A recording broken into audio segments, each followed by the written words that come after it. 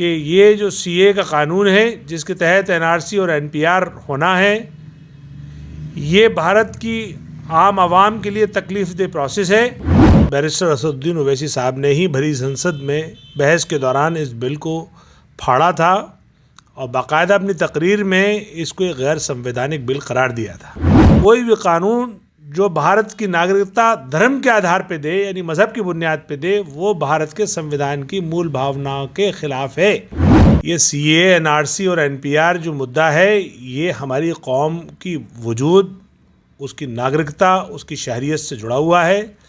ये इसे किसी छोटे फ़ायदे से ना तो इसको नज़रअंदाज किया जा सकता है और ना इसको बैकफुट पर डाला जा सकता है। तो ये अरविंद केजरीवाल की गरीब विरोधी, आम जन विरोधी नीति है और इसकी मुखालफत होनी चाहिए और हम मजलिस इसकी पुरजोर मजम्मत करती है और इसकी मुखालफत करती है। तो ये सरकार शराब नीति को लागू करके और शराब की बिक्री में और उसके टाइमिंग में और उसकी पहुंच को आसान करके ये गरीबों को मजाक बना रही है।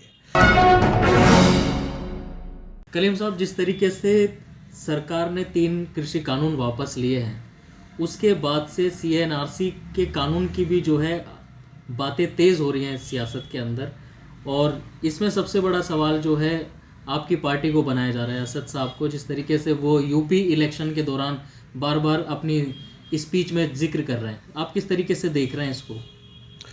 देखिए, जब ये सीए का कानून संसद में आया था, उस वक्त भी बैरिस्टर असदुद्दीन ओवैसी साहब ने ही भरी संसद में बहस के दौरान इस बिल को फाड़ा था और बाकायदा अपनी तकरीर में इसको एक गैर संवैधानिक बिल करार दिया था। तो जिस रोज़ प्रधानमंत्री नरेंद्र मोदी ने तीनों कृषि कानून बिल के साथ माफ़ी मांगी, यानी 19 नवंबर की सुबह में, तो उसी वक्त बैरिस्टर असदुद्दीन ओवैसी साहब ने ये ट्वीट किया कि आप, ये सरकार का अहंकार टूटा और इसने जो ज़रई काले क़वानीन थे जिसमें किसान 1 साल से तकरीबन सड़कों पर बैठकर एहतजाज कर रहे थे, और इस सरकार का अहंकार को टूटने में 1 साल लगा, लेकिन प्रधानमंत्री नरेंद्र मोदी को समझ आई और उन्होंने माफ़ी के साथ इस तीनों कानूनों को वापस लिया। इसी की तर्ज पर बैरिस्टर साहब ने कहा कि ये सीए और एनआरसी के ताल्लुक़ से भी भारत की आवाम सड़कों पर रही, ख़ास तौर से ख़वातीन सड़कों पर रहीं और उनकी बहुत कुर्बानियाँ रहीं। तो वो कानून भी ये सरकार इसी अंदाज़ में वापस ले, इसका मुतालबा उन्होंने ट्वीट करके किया। उसके बाद जब 21 तारीख को उनकी रैली हुई बाराबंकी में, तो आवाम को मुखातिब होकर भी यही बात दोहराई कि ये जो सीए का कानून है जिसके तहत एनआरसी और एनपीआर होना है, ये भारत की आम आवाम के लिए तकलीफ दे प्रोसेस है और जो बाबा भीमराव अंबेडकर साहब ने जिस संविधान को बनाया है उस संविधान की रूह के ख़िलाफ़ है। संविधान के मुताबिक कोई भी कानून जो भारत की नागरिकता धर्म के आधार पे दे, यानी मज़हब की बुनियाद पे दे, वो भारत के संविधान की मूल भावनाओं के ख़िलाफ़ है। इसलिए इस कानून को हर हालत में वापस लिया जाना चाहिए और एनआरसी और एनपीआर का नहीं होनी चाहिए। ये बात उन्होंने आम तौर पे भी कही, आम सभा में भी कही, ट्वीट करके भी कही, संसद में भी कही। तो यही रहबर का या रहनुमा का काम होता है कि जब वो उसे मौका मिलता है और वो समझता है कि इसको यहाँ बात कहना ज़रूरी है, इसलिए वो इस वक्त इस बात को अपने पूरे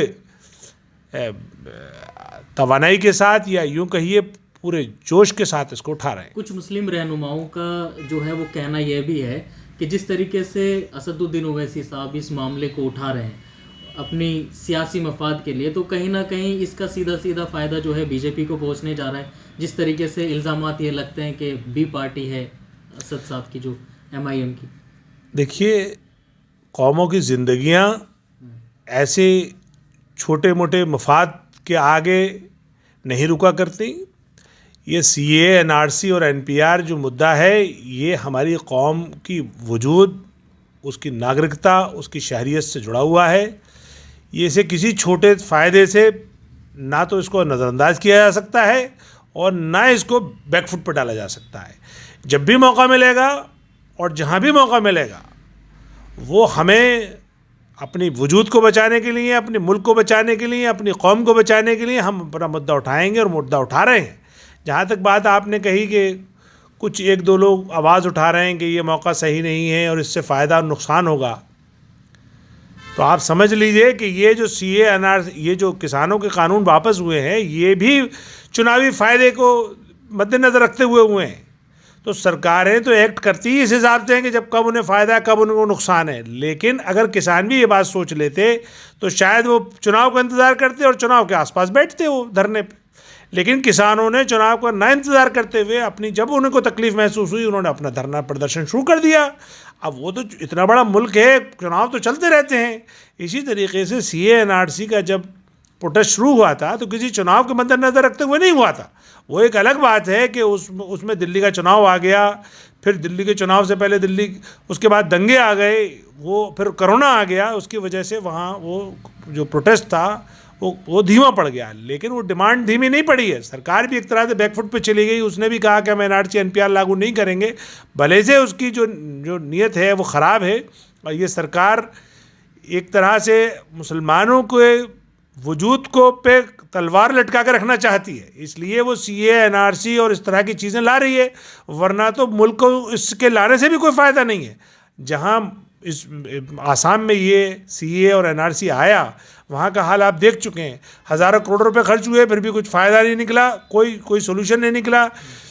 जिस मकसद से लाए थे कि वहाँ पे शायद मुसलमान इसमें ज़्यादा तादाद में हो, इसकी जद में आएंगे, लेकिन जब प्रोसेस शुरू हुआ तो देखा कि मुसलमान काफ़ी कम है, गैर मुस्लिम काफ़ी ज़्यादा हैं। तो वहाँ पे यही मरकज़ी सरकार ने का आपने डबल चेहरा देखा कि वहाँ उन्होंने CA लागू नहीं किया। तो सवाल अब ये है कि चाहे चुनाव हो या ना हो या वक्त कोई भी हो, हम चूँकि हमारी MIM गरीबों की, कमज़ोरों की और अक़लियत में मुसलमानों की आवाज़ है।